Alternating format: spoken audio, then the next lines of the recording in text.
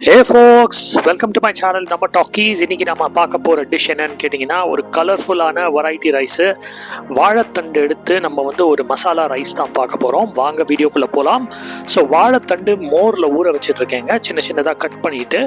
அதுக்கப்புறமா அடுத்தது என்னென்ன வெஜிடபிள்ஸ் கேட்டிங்கன்னா வெங்காயம், பச்சை மிளகா, தக்காளி, குடமிளகா 2 கலர்லேயும் எடுத்து வச்சுட்ருக்கேன், க்ரீனு எல்லோ. பாஸ்மதி ரைஸ் ஒரு ½ அன் ஹவர் நீங்கள் ஊற வச்சுக்கோங்க. 1 கப் பாஸ்மதி ரைஸ் எடுத்து வச்சுக்கோங்க, அதில் ஊற போட்டுருங்க தண்ணியில். அப்புறம் ஒரு 20 மினிட்ஸ் கழிச்ச பிறகு அந்த ரைஸை நீங்கள் குக் பண்ணுங்கள். குக்கரில் ஒரு 3 விசில் வச்சுக்கோங்க. மீன்வாயில் இந்த இலுப்பச்சட்டியில் 1 ஸ்பூன் எண்ணெய், அதுக்கப்புறமா ஒரு 2-3 ஸ்பூன் நெய் ஊற்றிக்கோங்க. ஸோ ஃபஸ்ட்டு நம்ம ஆட் பண்ணக்கூடிய பொருள் என்னன்னு கேட்டிங்கன்னா சாஃப் நீங்கள் ஆட் பண்ணதும் நல்லா வெடிச்சு வருது பாருங்கள். இதில் நெய் ஆட் பண்ணியிருக்கிறதுனால ஒரு மாதிரி ஒயிட்டிஷ் கலரில் வரும். கொஞ்சம் நேரத்தில் பாருங்கள், ஒரு மாதிரி ஒயிட்டிஷாக மாறிக்கிட்டு வருது அந்த நுரையோடு சேர்ந்து.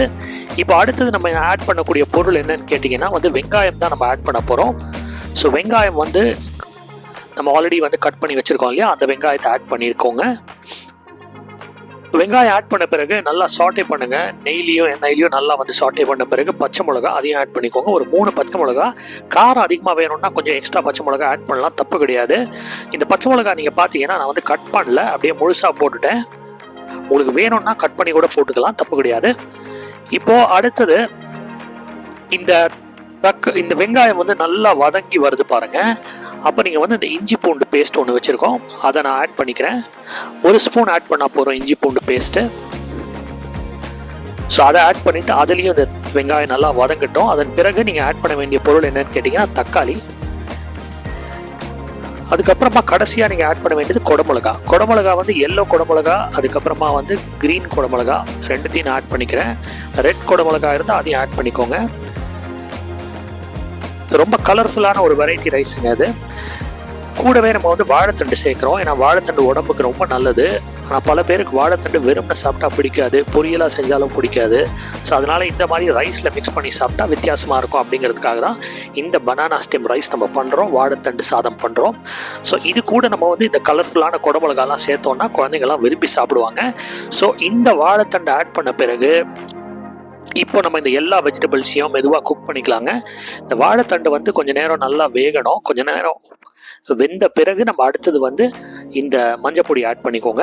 இப்போ அடுத்தது மற்ற பொடி வகைகள் என்னென்ன அப்படிங்கிறத பார்க்கறதுக்கு முன்னாடி கொஞ்ச நேரம் மூடி வச்சிருங்க.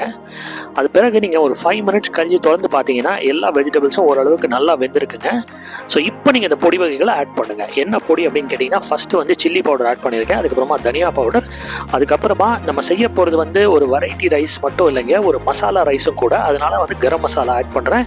கரம் மசாலா ஒரு 2 ஸ்பூன் ஆட் பண்ணிக்கிறேன். ஸோ மறுபடியும் சொல்கிறேன், ஃபஸ்ட்டு மஞ்சள் பொடி ஆட் பண்ணோம், அதுக்கப்புறமா சில்லி பவுடர் ஆட் பண்ணோம், அதுக்கப்புறமா தனியா பவுடர், அதுக்கப்புறமா கடைசியாக நம்ம ஆட் பண்ணுறது இப்போ என்னன்னு கேட்டிங்கன்னா கரம் மசாலா.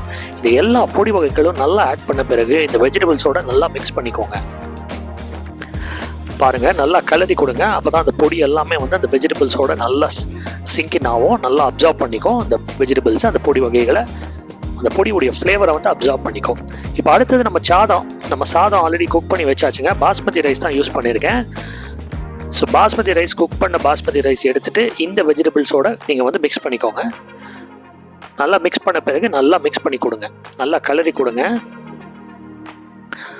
ஸோ கொஞ்ச நேரம் நீங்கள் இதை செஞ்ச பிறகு உங்களுக்கு அந்த கலர் ஈவனாக இருக்கும்.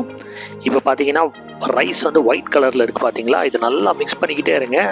இந்த ஒயிட் கலரே தெரியக்கூடாது, ஏன்னா ஃபுல்லாக அந்த ரைஸோட கலர் மாறிடணும். அது வரைக்கும் இந்த மாதிரி கலரி கொடுத்துக்கிட்டே இருங்க. பாருங்கள், ஒரு மாதிரி ஒரு ஆரஞ்சு ப்ரௌன் அந்த கலர் வந்துடும்.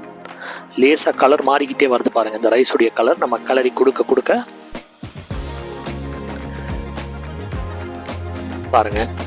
ஸோ கிட்டத்தட்ட நம்மளுடைய வாழைத்தண்டு சாதம் ரெடி ஆயிடுச்சு. இப்போ இதில் நீங்கள் கொத்தமல்லி சின்ன சின்னதாக அழகாக கட் பண்ணியிருக்கேன், அதை ஆட் பண்ணிக்கோங்க. கடைசியாக ஒரு கொஞ்சம் ஒரு ஸ்பூன் நீங்கள் லெமன் ஜூஸ் ஆட் பண்ணலாம். இதுக்கு ஒரு வித்தியாசமான டேஸ்ட்டை கொடுக்கும் இந்த வாழைத்தண்டு சாதத்துக்கு.